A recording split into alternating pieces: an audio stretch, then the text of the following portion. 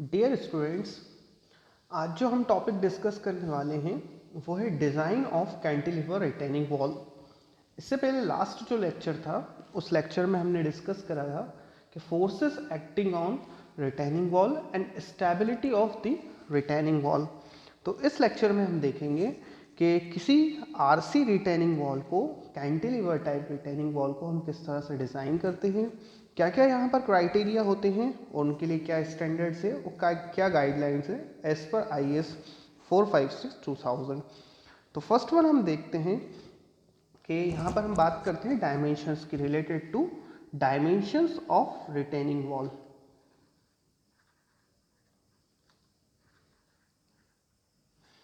So, by different literatures and experience based, some thumb rules are there for dimensions of cantilever retaining wall. The first one is the base width. Base width.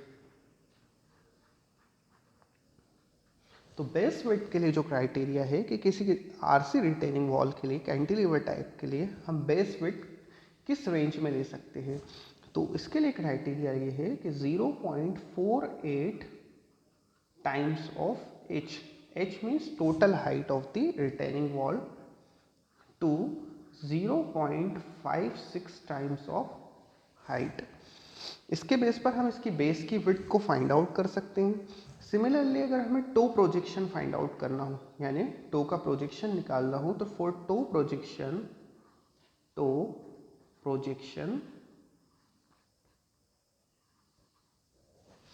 it is 0.3 times of width. Width means B. It means कि total width का 30% हम क्या लेंगे, to projection लेंगे। Similarly thickness of base slab, अगर हम base slab की thickness की बात करें तो इसके लिए हम जो क्राइटेरिया होता है किसी स्लैब के लिए, वही क्राइटेरिया हम यहाँ यूज करेंगे। थिकनेस ऑफ बेस स्लैब, या इसी को हम बोलते हैं और थिकनेस ऑफ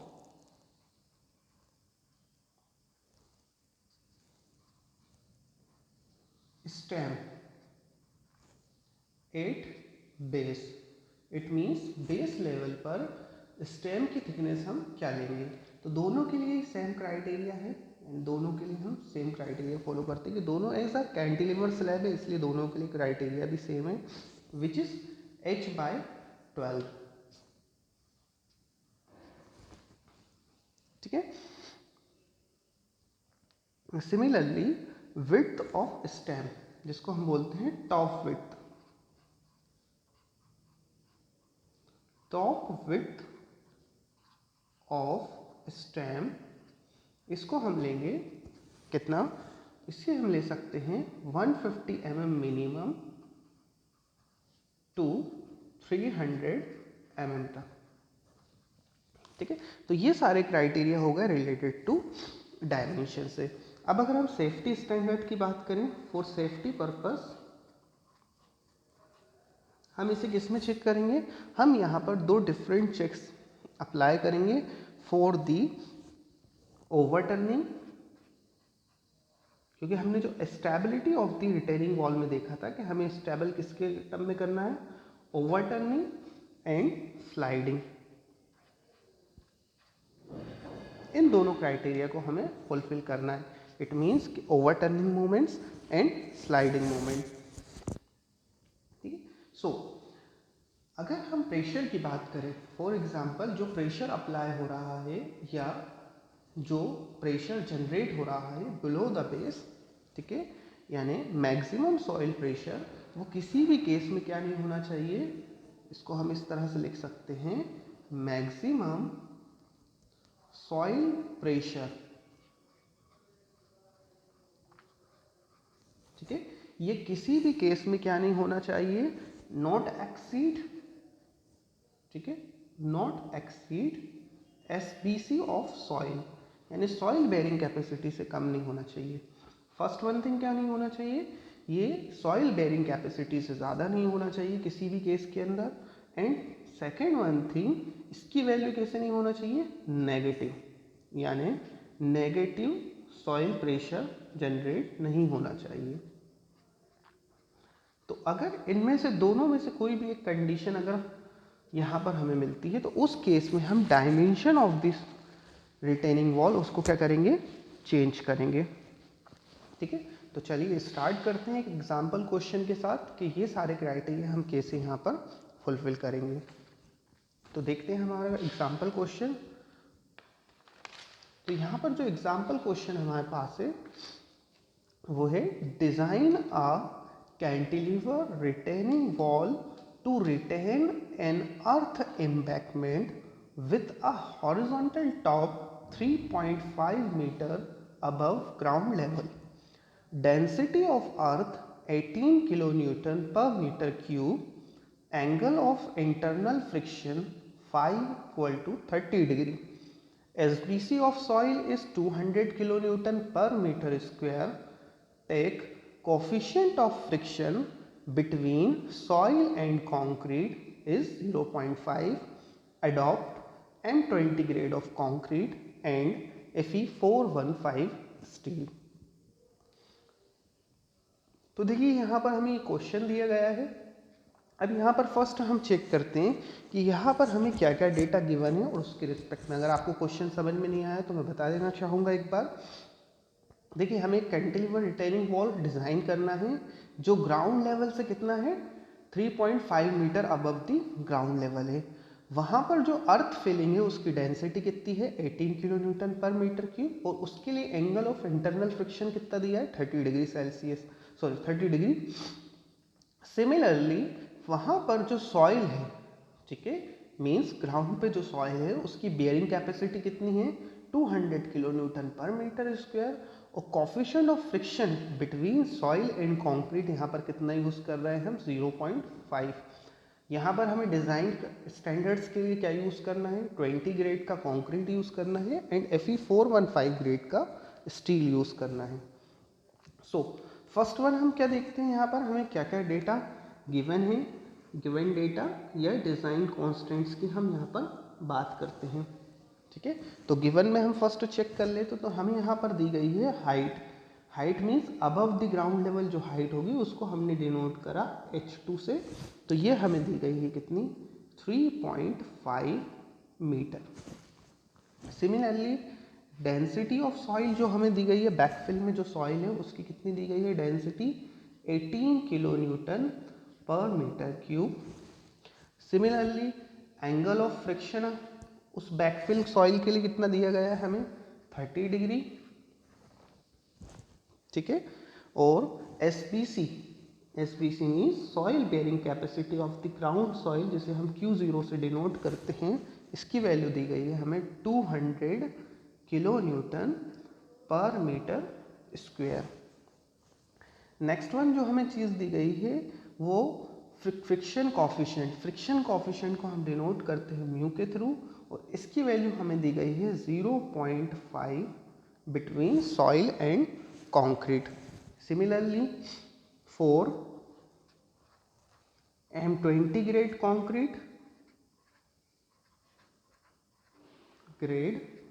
कंक्रीट,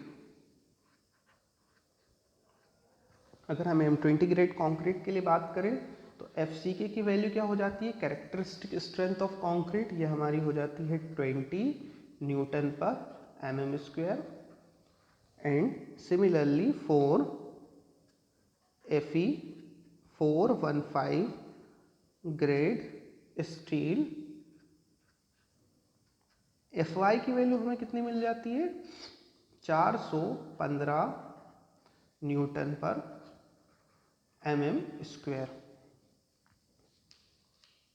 ठीक है, तो ये सारे हमें क्या मिल गए, ये डिज़ाइन कांस्टेंट्स मिल गए। इन कांस्टेंट को यूज़ करते हुए हम क्या कर सकते हैं, यहाँ पर हम अपना डिज़ाइन प्रोसीजर आगे बढ़ाएंगे। नेक्स्ट वन जो हमारे पास है, जो हमें कॉफिशिएंट यूज़ होगा, वो कॉफिशिएंट हमारे पास है क्या, यहाँ पर coefficient of active earth pressure. So अगर हम coefficient of active earth pressure की बात करें so coefficient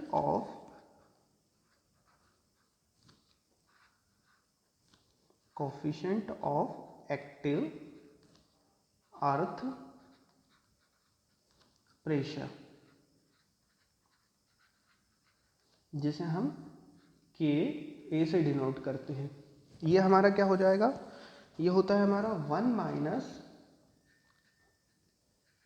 sign five upon में 1 प्लस साइन फाइव। सो इसको हम देखते हैं, इसको हम क्या लिख सकते हैं, इसे हम लिख सकते हैं 1 माइनस साइन 30 डिग्री, क्योंकि हमें फाई की वैल्यू 30 डिग्री दी गई है। Similarly 1 plus sign 30 degree. तो यहाँ से ये जो हमारी वैल्यू निकल कर आती है विच इज 1/3। सिमिलरली हमें क्या निकालना है, minimum depth of foundation. First हमें क्या फाइंड आउट करना है, depth of foundation. So depth of foundation, अगर ये कोई कैंटिलीवर रिटेनिंग वॉल है तो इसके केस में ये होगी हमारी डेप्थ ऑफ फाउंडेशन, जिसे हम बोलते हैं मिनिमम डेप्थ ऑफ फाउंडेशन। इसे हम डिनोट करते हैं किसके थ्रू, वाई मिनिमम। ठीक है, तो फर्स्ट वाई मिनिमम की वैल्यू हमें निकालना है। तो वाई मिनिमम को हम क्या लिख सकते हैं, वाई मिनिमम इक्वल टू, यानी minimum depth of foundation Q0, it means SBC of the soil upon में गामा के स्क्वेयर। ठीक है, तो ये सारी वैल्यू हमें ऑलरेडी गिवन है, तो हम इनको यूज़ कर लेते हैं। तो चलिए इन वैल्यूज़ को देख लेते हैं, हम क्या वैल्यूज़ दी गई हैं हम यहाँ इसके रिस्पेक्ट में। सो फर्स्ट वन हम यहाँ पर वैल्यू किसकी दी गई है, density of the SBC of the soil which is 200 kilo Newton पर metre square. Density of the soil यहाँ पर हमें कितनी दी गई है, 18। ठीक है, और coefficient of active earth pressure की वैल्यू कितनी है, 1/3। तो यहाँ से हमने देखा ये वैल्यू हमारी कितनी आ रही है, इसकी मिनिमम डेप्थ 1.23। ठीक है, इस 1.323 को हम कैलकुलेट करके कर लेते हैं 1.25। ठीक है, तो यहाँ पर हमने ये जो डेप्थ प्रोवाइड करी है, डायमेंशन कितना हो गया, 1.25 मीटर। ठीक है स्टूडेंट, तो यहाँ से 1.25 मीटर हमने क्या निकाल लिया यहाँ पर, डेप्थ ऑफ फाउंडेशन। सिमिलरली अगर हम total height of retaining wall देखें तो देखिए ग्राउंड लेवल के अबव हमें कितनी दी थी, 3.5, और यहाँ पर हमने डेप्थ निकाल ली ग्राउंड से नीचे 1.25। तो टोटल हम देख लेते कितनी हो रही है। तो टोटल जो हमारे पास हाइट हो गई है वो कितनी हो गई है, 3.5 मीटर। ठीक है, जिसे हम डिनोट करते हैं किसके थ्रू, इसे हम डिनोट करते हैं कैपिटल H के थ्रू। 3.5 प्लस 1.25, तो ये हमारे पास टोटल हो जाती है कितनी, 4.75 मीटर। सो 4.75 मीटर स्टूडेंट कौन सी डिस्टेंस हो गई, ये टोटल डिस्टेंस हमारे पास कितनी निकल कर आ गई है, 4.75 मीटर। ठीक है, टोटल। और बेस विड्थ तो जो है हम निकाल चुके थे ऑलरेडी। तो बेस विड्थ हमारी कितनी निकल कर आई थी, बेस में ये जो टोटल विड्थ, ये अभी हम फाइंड आउट करेंगे। तो चलिए देखते हैं। सो फर्स्ट वन हमने डिफरेंट डिज़ाइन कांस्टेंट निकाल लिए। इन कांस्टेंट को फाइंड आउट करने के बाद जो नेक्स्ट स्टेप हम फॉलो करेंगे, इस स्टेप में, इसको आप स्टेप वाइज भी लिख सकते हैं, स्टेप टू में हम क्या करेंगे, डायमेंशंस फाइंड आउट करेंगे।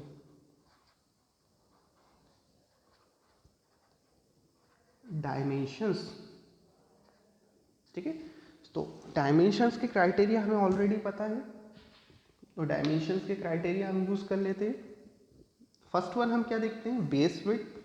तो बेस विड्थ के लिए हम देखते हैं, बेस विड्थ के लिए हमें क्या क्राइटेरिया दिया गया है, वो क्या क्राइटेरिया हम यूज़ करते हैं। तो बेस विड्थ बी जो हम लेते हैं वो कितना लेते हैं, 0.48 h, यानी टोटल हाइट से लेकर 0.56 टाइम्स ऑफ टोटल हाइट। तो ये हमें रेंज मिलती है कितनी, 2.375 से लेकर अगर आप इसे मल्टीप्लाई करोगे 2.66।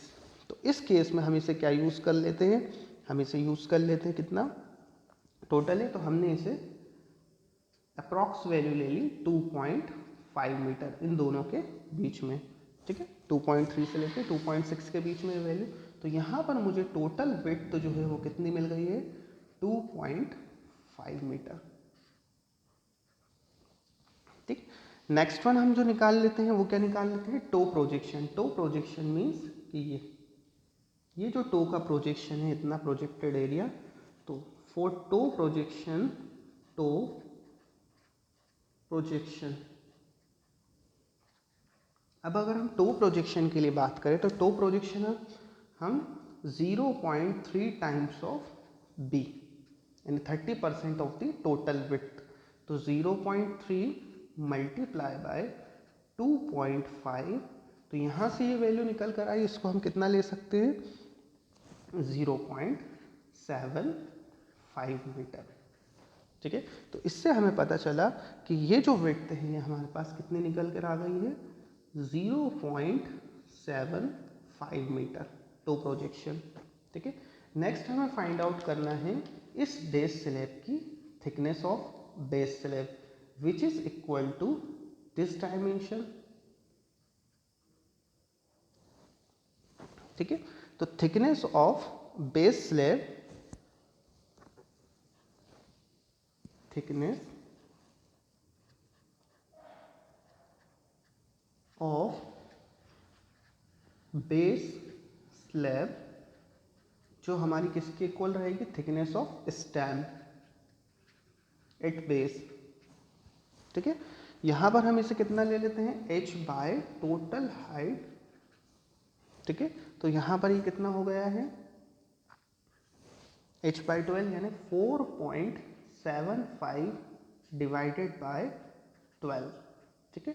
तो ये टोटल हमारे पास कितना हो गया, 0.4 मीटर। इट मीन्स कि ये जो थिकनेस निकल कर आई है हमारी कितनी हो गई है, 0.4 मीटर, ठीक है। इसको हम कितना ले सकते हैं, सिमिलरली ये थिकनेस हो जाएगी 0.4 मीटर। अब अगर हम टॉप की बात करें तो टॉप के लिए हम कितना यूज़ कर सकते हैं, 150 mm से लेकर 300 mm तक ले सकते हैं। 150 mm से लेकर हम कितना ले सकते हैं इसे, 300 mm तक की हम इसकी थिकनेस ले सकते हैं। तो इस केस में हम अडॉप्ट करते हैं ये थिकनेस, टॉप की थिकनेस हम ले लेते हैं 0.2, इट मीन्स के 200 mm, ठीक है। तो इस तरह से हमने ये टोटल जो है डायमेंशन क्या कर लिए हैं, फाइंड आउट कर लिए हैं, ठीक है। तो ये हमें यहाँ से क्या मिल गया, फर्स्ट डायमेंशन। सो नेक्स्ट जो है हमें डायमेंशन फाइंड आउट करने के बाद हमें इन डायमेंशन के बेस पर चेक करना है कि ये जो रिटेनिंग वॉल है ये स्टेबल है या नहीं, ठीक है। तो फर्स्ट वन हम क्या करते हैं, इसकी स्टेबिलिटी को चेक करेंगे। So next step is step 3, ठीक है, स्टेबिलिटी ऑफ स्टेबिलिटी, ठीक है। इस स्टेबिलिटी को हम क्या कर रहे हैं, स्टेबिलिटी चेक कर रहे हैं, तो स्टेबिलिटी चेक, ठीक है। तो फर्स्ट स्टेबिलिटी को हम किसके रिस्पेक्ट में चेक करेंगे, ठीक है, stability against sliding moment and overturning moment. तो यहाँ पर हम देख रहे हैं कि यहाँ पर हमें फर्स्ट स्लाइडिंग मोमेंट को फाइंड आउट करने के लिए हमें क्या करना पड़ेगा, स्लाइडिंग मोमेंट को फाइंड आउट करने के लिए हमें फर्स्ट जितने वर्टिकल फोर्सेस एक्ट कर रहे हैं उन्हें फाइंड आउट करना पड़ेगा और उनके रिस्पेक्ट में हम क्या करेंगे, मोमेंट की वैल्यू को दिखाएंगे।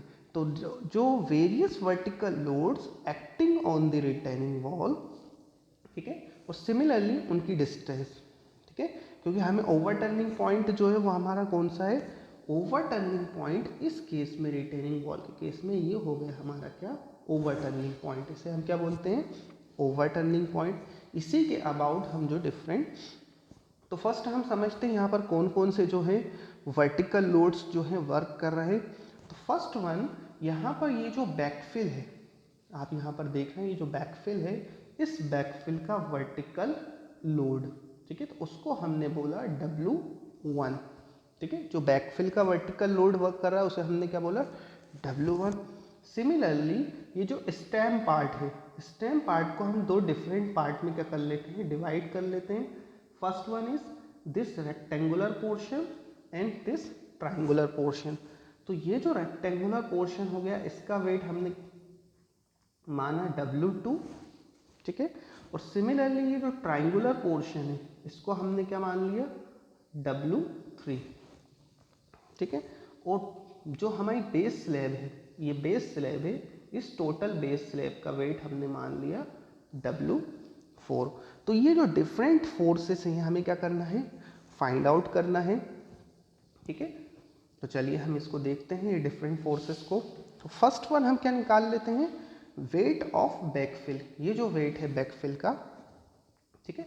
तो इस वेट ऑफ बैकफिल को निकालने से पहले हमें क्या चाहिए, ये डायमेंशन चाहिए। तो ये डायमेंशन हम कैसे निकाल सकते हैं, तो देखिए टोटल जो हमारे पास ये लेंथ थी, ये टोटल लेंथ हमारे पास कितनी है, 2.5 मीटर, ठीक है। अब इस 2.5 मीटर में से हमने देखा कि ये जो डिस्टेंस आई है 0.75 क्या आई है हमारी टो प्रोजेक्शन, और बीच में थिकनेस हमारी कितनी है स्टेम की, 0.4। इट मीन्स कि रिमेनिंग डिस्टेंस क्या हो जाएगी, 2.5 मीटर माइनस में 0.75, ठीक है, एंड माइनस 0.4, ठीक है। तो हमें ये जो डिस्टेंस मिलती है कितनी मिल जाती है, 1.35 मीटर, ठीक है। सो 1.35 मीटर कौन सी डिस्टेंस हो गई, ये डिस्टेंस जिसे हम बोलते हैं, यहाँ से भी आप देख सकते हैं 1.35 मीटर, ये टोटल डिस्टेंस हो गई, ठीक है। सिमिलरली यहाँ पर टोटल हाइट हमारी कितनी थी, टोटल हाइट थी 4.75, ये टोटल हाइट हमारी कितनी है, 4.75 बेस से लेकर, ठीक है, 4.75 ये हमारी टोटल हाइट थी। अगर हमें यहाँ तक की हाइट चाहिए, इस स्लैब तक की, ठीक है, तो ये कितनी हो जाएगी, तो बेस स्लैब की थिकनेस कितनी थी, 400 mm। सो 4.75 माइनस में 0.4, तो यहाँ पर ये डिस्टेंस निकल कर आई कितनी, 4.35। इट मीन्स कि ये डिस्टेंस कितनी हो गई, 4.35, ठीक है। तो आइए चलिए हम इसको कैलकुलेट करते हैं डिफरेंट एरियाज़ को। तो फर्स्ट वन हमें निकालना है weight of backfill. Weight of backfill means ये जो पर्टिकुलर पोर्शन है इसका वेट हमें निकालना है। ये जो W1 है इसे हमें फाइंड आउट करना है, ठीक है। तो इसको हमने नेम दे दिया क्या, W1, यानी वेट ऑफ बैकफिल, इसको हमने नेम दिया W1। अब W1 को हम कैसे निकाल सकते हैं, वॉल्यूम ऑफ दिस, ठीक है, volume of this particular portion multiply by unit weight of backfill material, means जो सॉइल यहाँ पर आपको दी गई है। तो यहाँ पर बैकफिल में जो मटेरियल फर्स्ट इसके हमें क्या निकालना है, वॉल्यूम। तो फर्स्ट हम एरिया निकाल लेते हैं। एरिया क्या हो जाएगा, 1.35, ये हो गया 1.35 multiply by this height, it means 4.35, और मल्टीप्लाई बाय यूनिट लेंथ, यानी इस डायरेक्शन में हम लेंथ कितनी कंसिडर करेंगे, ये जो डायरेक्शन है, इट मीन्स कि ये जो पीछे का ये डायरेक्शन है, इस डायरेक्शन में हम कितना ले रहे हैं इसे, 1 मीटर। तो 1 मीटर हमने ले ली ये वाली इसकी unit length, and multiply by unit weight of soil, ठीक है। तो यहाँ से हमारी ये वैल्यू कितनी निकल कर आती है, 105.7, ठीक है। अब यहाँ से इसका ये सेक्शन कैसा है, रेक्टेंगुलर सेक्शन है, तो इसका CG कहाँ पर लाई करेगा, सेंटर पर, ठीक है। तो इसकी टोटल डिस्टेंस कितनी हो जाएगी, 1.35/2 प्लस में 0.4 प्लस में 0.75, ऐसे भी आप निकाल सकते हैं। ये टोटल डिस्टेंस कितनी है, 2.5 माइनस में 1.35/2, तो इसको हम ऐसे लिख लेते हैं, टोटल डिस्टेंस 2.5 माइनस में 1.35/2, तो यहाँ से ये हमें लेंथ मिलती है, कितनी हो गई है 1.825 मीटर। ठीक है, अब मोमेंट क्या हो जाएगा, vertical load multiply by distance. तो डिस्टेंस से हम मल्टीप्लाई करेंगे तो ये कितनी वैल्यू हो गई, इट मीन्स कि 105.7 मल्टीप्लाई बाय 1.825 इक्वल टू 192.9। ठीक है, ये मोमेंट हो गया। इस मोमेंट की वैल्यू कितनी है, किलो न्यूटन मीटर। ठीक है, क्लियर है ये चीज स्टूडेंट। सिमिलरली हम क्या करें, W2 क्या है हमारी, ये रेक्टेंगुलर पोर्शन, इसको हमने दे दिया नेम W2। तो ये देखिए ये रेक्टेंगुलर पोर्शन, इसकी थिकनेस कितनी है 0 यहाँ पर टॉप पर कितनी है हमारे पास, ये 0.20 मीटर। ठीक है, 0.2 मीटर, 0.2 मीटर मल्टीप्लाई बाय 4.75, तो इसको हम ले लेते हैं। ठीक है, 0.2 multiply by 4.35 multiply by unit length and multiply by density of soil, यानी डेंसिटी ऑफ कंक्रीट। तो यहाँ पर कंक्रीट की डेंसिटी कितनी हो जाती है 25। इस केस में हम कितनी लेंगे इसे 25। तो यहाँ पर ये मल्टीप्लाई बाय 25। अब इसको हम वैल्यू को अगर फाइंड आउट करें तो यहाँ पर वैल्यू आती है हमारी 21.75। ठीक है, चलिए सिमिलरली इसकी अगर हम डिस्टेंस निकालें तो देखिए यहाँ तक की डिस्टेंस जो टोटल हो रही है कितनी हो रही है 0.75 प्लस में 0.4, ये टोटल डिस्टेंस, और माइनस में 0.2/2।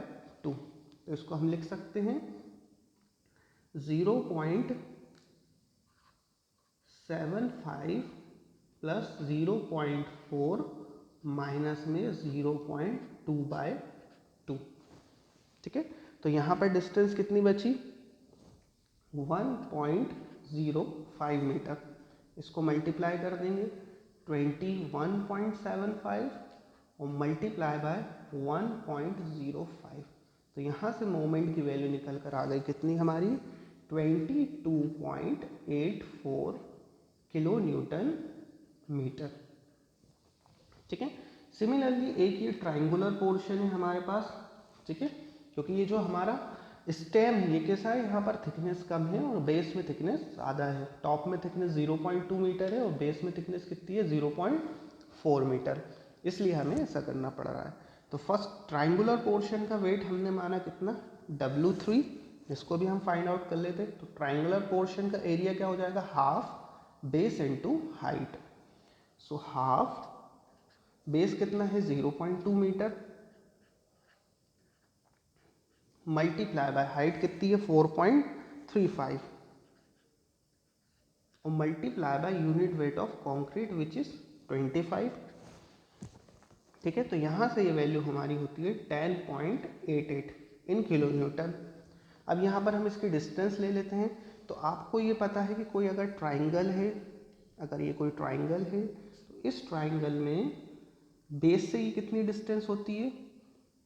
ठीक है, इसको ऐसे समझ लेते, बेस से होता है h/3। ठीक है, और यहाँ से कितना होता है 2h/3। तो अभी हम कहाँ से कैलकुलेट कर रहे हैं, इस पोर्शन से, तो ये कितना हो जाएगा 2h/3। ठीक है, यानी 2 ये बेस डिस्टेंस डिवाइडेड बाय 3। तो इसको हम लिख सकते हैं 0.75 प्लस में 0.75 ये डिस्टेंस है, प्लस में 2/3 और डिस्टेंस कितनी हमारी h कितना है बेस की 0.2। ठीक है, तो यहाँ से ये डिस्टेंस हमें निकल कर आती है कितनी 0.88। अब यहाँ पर हम मोमेंट फाइंड आउट कर ले तो मोमेंट क्या हो जाएगा हमारा 10.88 मल्टीप्लाई बाय 0.88। ठीक है, और यहाँ पर हमारी मोमेंट कितना वैल्यू हो गया, मोमेंट की वैल्यू हो गई 9.61। मैं यहाँ पर लिख देता हूँ, अगर आपको वहाँ दिखाई नहीं देता हो 9.61 1 किलो न्यूटन मीटर। ठीक है स्टूडेंट। सिमिलरली लास्ट जो हमारे पास बचा है W4 which is weight of base slab. So हम यहाँ पर क्या फाइंड करेंगे, बेस स्लैब का वेट। तो बेस स्लैब के वेट को हमने डिनोट करा by W4 and W4 equal to unit weight of which base slab. तो यहाँ पर डायमेंशन का है 2.5 multiply by 0.4। So is 2.5 multiply by 0.4 multiply by unit length and multiply by density of concrete। तो यहाँ से हमें ये मिली कितनी वैल्यू, 25 किलो न्यूटन। ठीक है। अब अगर हम यहाँ से देखें इसकी distance about this over turning point, तो यहाँ से ये डिस्टेंस कितनी हो जाएगी, 2.5/2। ठीक है। So distance is 2.5/2। ये हमारी डिस्टेंस कितनी हो गई, ठीक है, 1.25। ठीक है। और यहाँ पर मोमेंट कितना हो जाएगा, 25 multiply by 1.25 which is equals to 31.25। ठीक है। तो हम यहाँ पर क्या कर लेते हैं, टोटल जो हमने वेट निकाला है यानी summation of all the vertical loads, ठीक है, W1 प्लस W2 प्लस, ठीक है, यानी it means W1 plus W2 plus W3 plus W4। तो ये वैल्यू हमारी कितनी निकल कर आती है, यहाँ पर ये वैल्यू हो जाती है हमारी 163.33 किलो न्यूटन। ठीक है। Similarly summation of all the moment, यहाँ पर इस जो मोमेंट मिल रहा है समेशन ऑफ दी मोमेंट, ये मोमेंट कौन से, स्लाइडिंग मोमेंट है सभी के सभी। तो यहाँ पर वैल्यू क्या हो जाएगी, यहाँ पर ये टोटल समेशन हमारा आ रहा है 256.6 kilo newton metre.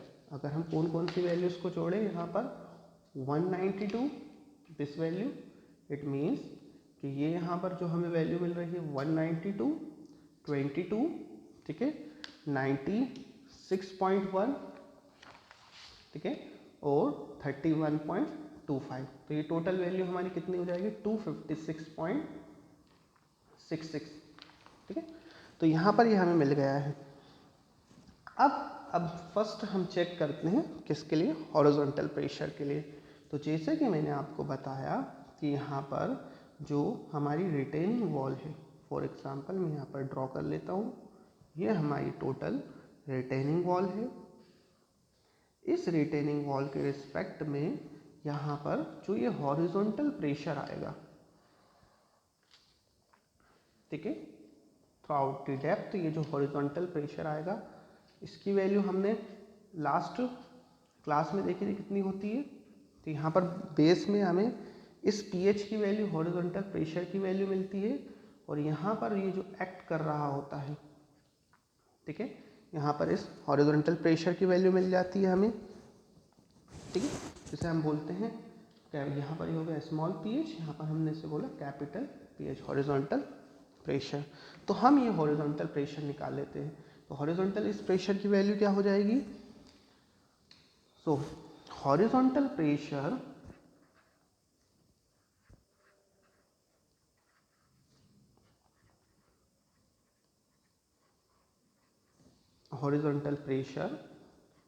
pH equal to half, it means इसका टोटल एरिया हाफ, ठीक है, K A coefficient of active earth pressure gamma H²। ठीक है। So half coefficient of active earth pressure की वैल्यू 1, गामा की वैल्यू हमें 18 multiply by total height कितनी है 4.75। तो यहाँ पर हमारी वैल्यू कितनी हो गई है 67.688 किलो न्यूटन। ये हमारा हॉरिजॉन्टल प्रेशर हमें यहाँ पर मिल गया है। सो बाय दिस हॉरिजॉन्टल प्रेशर जो मोमेंट हमें मिलेगा दिस पॉइंट, इसे हम क्या बोलते हैं, ओवरटर्निंग मोमेंट। यहाँ पर इस ओ पॉइंट पर जो ड्यू टू दिस ये मूव कैसी करेगी, इस तरीके से ओवरटर्न होने के लिए ट्राई करेगी, ठीक है। इट मीन्स कि यहाँ पर इस तरीके से मूव होगी, तो इसे हम बोलते हैं ओवरटर्निंग मोमेंट। तो ये ओवरटर्निंग मोमेंट क्या हो जाता है, मोमेंट अबाउट दिस पॉइंट। तो ये क्या हो जाएगा, फोर्स इनटू परपेंडिकुलर डिस्टेंस, और ये डिस्टेंस कितनी होती है, h/3, ठीक है। तो इसको हम लिख सकते हैं ओवरटर्निंग मोमेंट, ओवर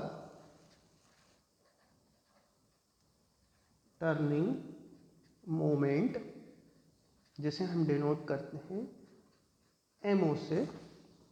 ये क्या हो जाएगा हमारा, horizontal pressure multiply by h/3। So horizontal pressure की वैल्यू हमें कितनी मिली थी, 67.688 मल्टीप्लाई बाय हाइट कितनी है 4.75 डिवाइडेड बाय 3। तो यहाँ पर ये हमारा ओवरटर्निंग मोमेंट हमें कितना मिल गया, 107.17 किलो न्यूटन मीटर। यहाँ से हमारा ओवरटर्निंग मोमेंट हो गया, ठीक है स्टूडेंट। तो यहाँ पर हमने क्या क्या फाइंड आउट कर लिया, यहाँ पर हमने स्लाइडिंग मोमेंट देख लिया, यहाँ हमने ओवरटर्निंग मोमेंट निकाल लिया है, ठीक है। अब अगर हम एज पर IS कोड की बात करें, ठीक है, सो एज पर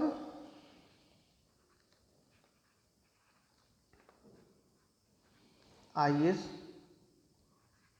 456/2000 अगर हम बात करें, तो यहाँ पर हमें factor of safety against overturning कितनी वैल्यू दी गई है, factor of safety against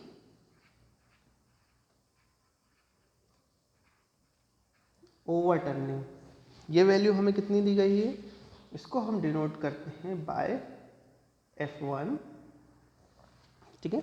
so F1 के इसके अकॉर्डिंग क्या है, IS कोड के अकॉर्डिंग जो टोटल हम वर्टिकल लोड लेते हैं, ठीक है, बाय टोटल जो वर्टिकल लोड हम लेते हैं, ठीक है।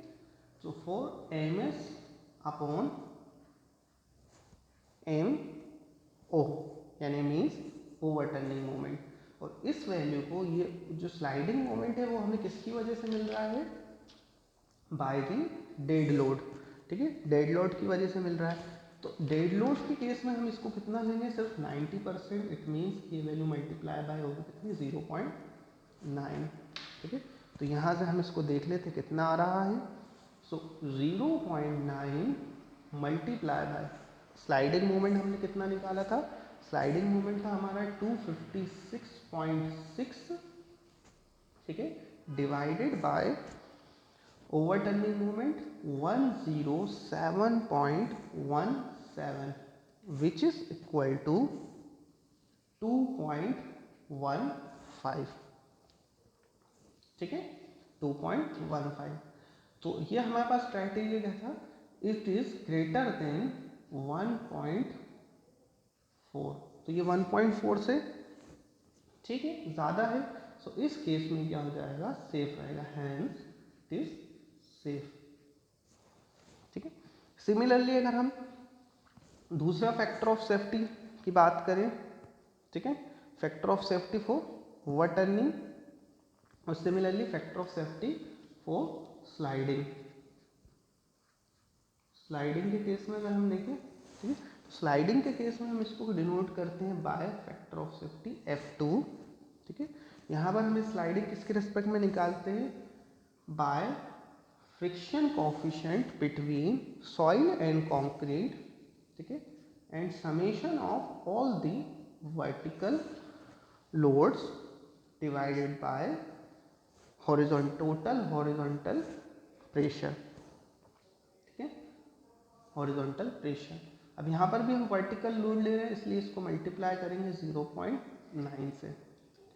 तो यहाँ पर हमारे पास वैल्यू क्या हो जाती है, 0.9 मल्टीप्लाई बाय फ्रिक्शन कोफिशिएंट हमें कितना दिया गया है, 0.5 और यहाँ पर और summation of all the vertical loads कितना हो गया 163.33, ये जो हम यहाँ पर निकाल चुके हैं इससे पहले, ठीक है 163.33 and divided by horizontal pressure. Horizontal pressure की वैल्यू कितनी आई थी हमारी 67.688,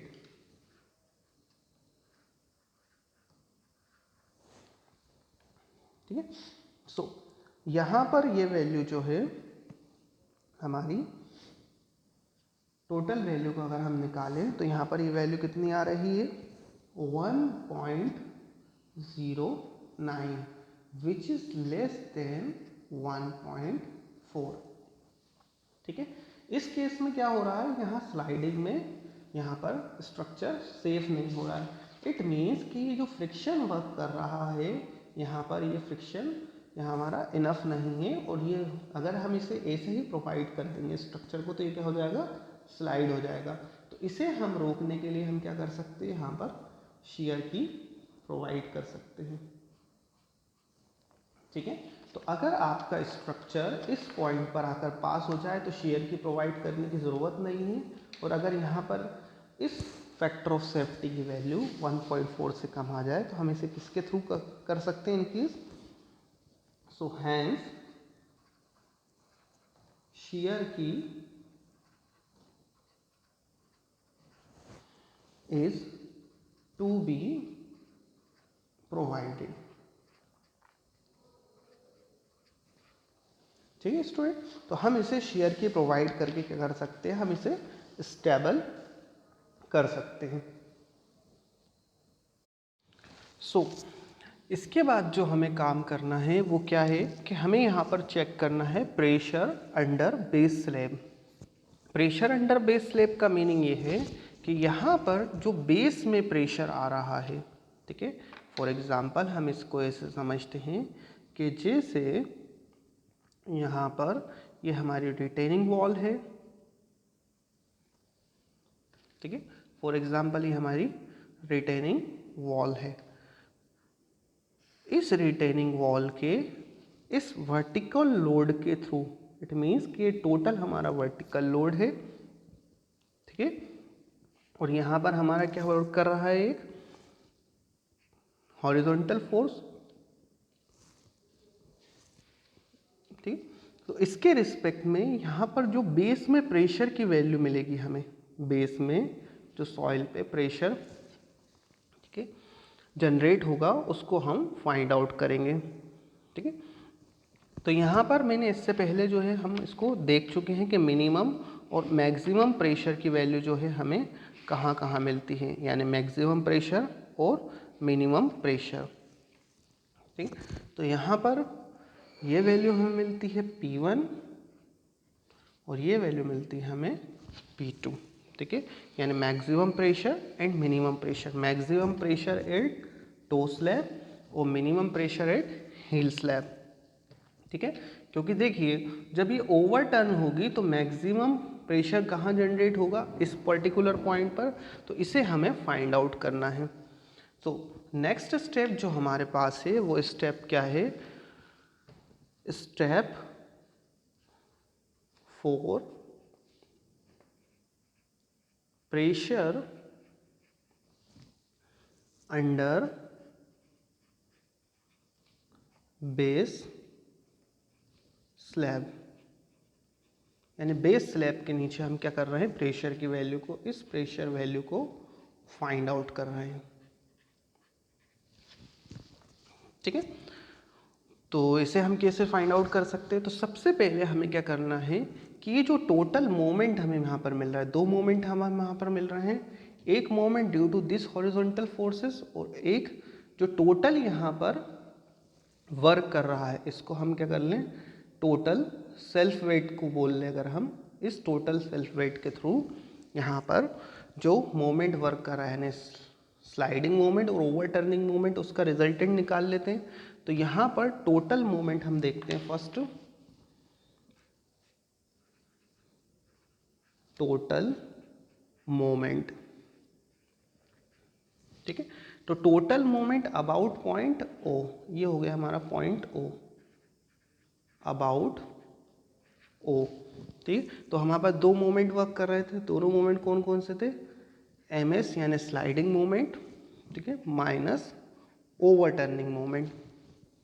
ठीक है, तो यहाँ पर हमारा स्लाइडिंग मोमेंट कितना है 256.6 माइनस में ओवरटर्निंग मोमेंट 107.17। ठीक है, तो यहाँ से ये जो हमारा रिजल्टेंट मोमेंट हमें मिलता है यानी total moment 149.43 kilo newton metre. ठीक है, और जो टोटल वर्टिकल लोड आ रहा है, total vertical load, total vertical load जो हमारे पास आ रहा है इसको हमने डिनोट करा था समेशन ऑफ W से। तो ये वैल्यू हमारे पास कितनी दी गई है 163.33 किलो न्यूटन, ये हमारे पास टोटल वर्टिकल लोड है यहाँ पर। ठीक है स्टूडेंट्स, अब इसके बाद हमें क्या करना है, ठीक है, इसको हम थोड़ा सा एक डायग्राम के थ्रू समझ लेते हैं। सो फॉर एग्जाम्पल यहाँ पर ये हमारा हो गया पॉइंट ओ, यानी it means over turning point, ये वाला पॉइंट हो गया। ठीक है, अब उसके रिस्पेक्ट में एक यहाँ पर ये वर्टिकल फोर्स एक्ट कर रहा है। ठीक है, टोटल वर्टिकल यानी इन सभी का सेल्फ वेट का रिजल्टेंट वर्टिकल, और सिमिलरली एक यहाँ पर हॉरिजॉन्टल फोर्सेस वर्क कर रहा है। ठीक है, तो इसका इन दोनों फोर्सेस का कोई रिजल्टेंट होगा, इस रिजल्टेंट को हमने नेम दे दिया आर। ठीक है, और इस रिजल्टेंट के यहाँ से ये जो डिस्टेंस होगी, इस डिस्टेंस को हमने माना ये डिस्टेंस हो गई एक्स बार। ठीक है, इस रिजल्टेंट की डिस्टेंस क्या हो गई, हमने मानी एक्स बार। ठीक, और यहाँ पर ये जो टोटल डिस्टेंस है ये हमारे पास कितनी है 2.5 मीटर, ये टोटल डिस्टेंस है हमारे पास। बेस विड्थ तो जो है वो कितनी है 2.5 मीटर। चलिए, तो फर्स्ट ये जो रिजल्टेंट होगा, रिजल्टेंट क्या होगा, रिजल्टेंट हम फर्स्ट फाइंड आउट कर लेते हैं। सो ये जो एक्स बार डिस्टेंस है इसको हम निकाल लेते हैं। So X bar equal to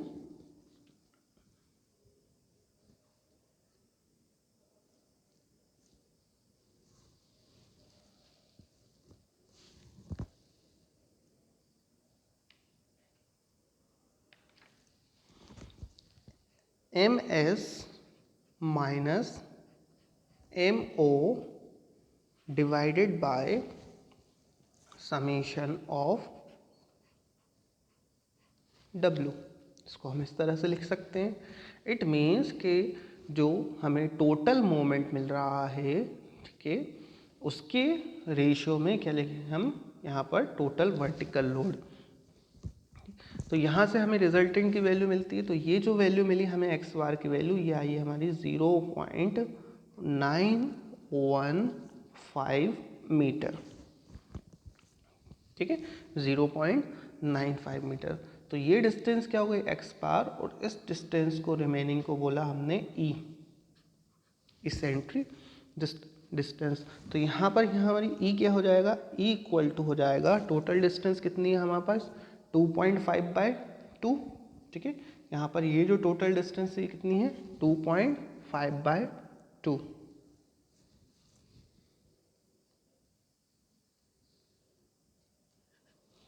ठीक है, यहाँ पर ये डिस्टेंस कितनी है 2.5/2, क्योंकि ये जो है हमारा हमने कितना पोर्शन लिया, आधा पोर्शन लिया है। सो 2.5/2 माइनस में 0.915, तो यहाँ से हमारी इस ई की डिस्टेंस निकल कर आती है 0.335।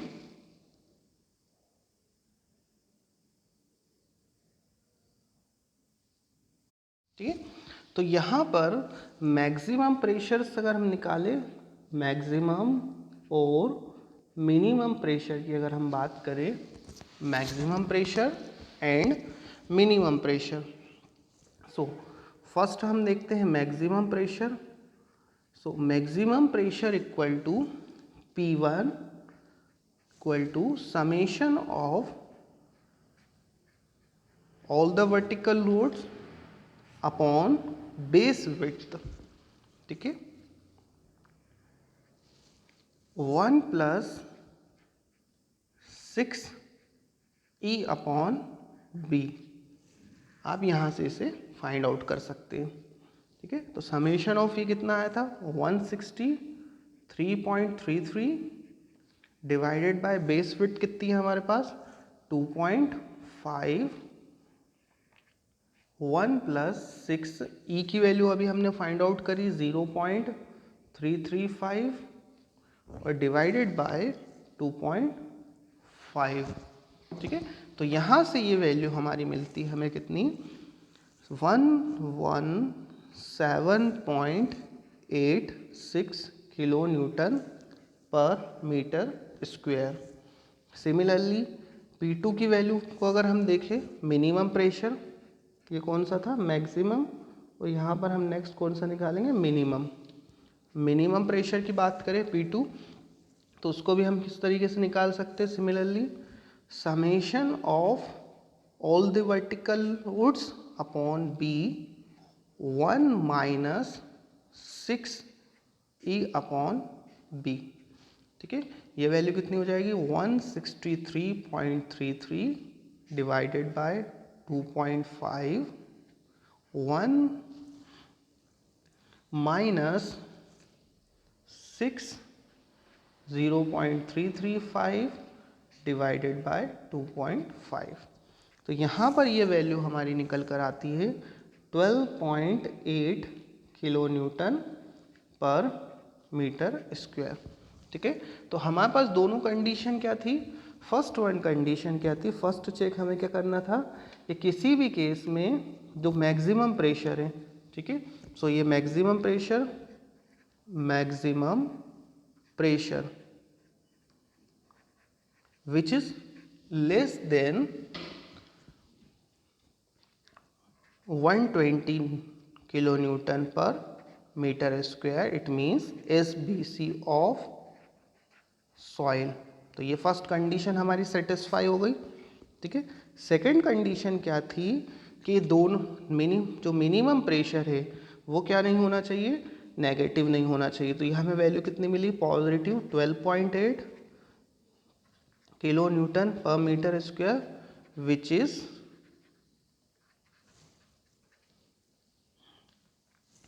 पॉजिटिव, ठीक है।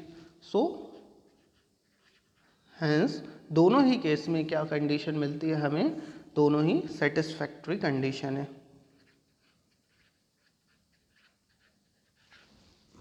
ठीक है स्टूडेंट्स। तो ये जो इसमें नेक्स्ट जो है हमारा अभी तक जो हमने पूरे फोर्सेस और स्टेबिलिटी दोनों केस में हमने चेक कर ली है। अब नेक्स्ट लेक्चर में हम इसका डिज़ाइन पार्ट देखेंगे। इट मीन्स कि जो हमें डिफरेंट प्रेशर और मोमेंट मिले हैं इसके रिस्पेक्ट में हम इसके को डिज़ाइन किस तरह से करेंगे, ठीक है। तो इससे रिलेटेड आपके जो भी डाउट्स हो वो आप मुझसे डाउट क्लास में डिस्कस कर सकते हैं या पर्सनली आप मुझे मैसेज करके डिस्कस कर सकते हैं। Thank you, have a nice day.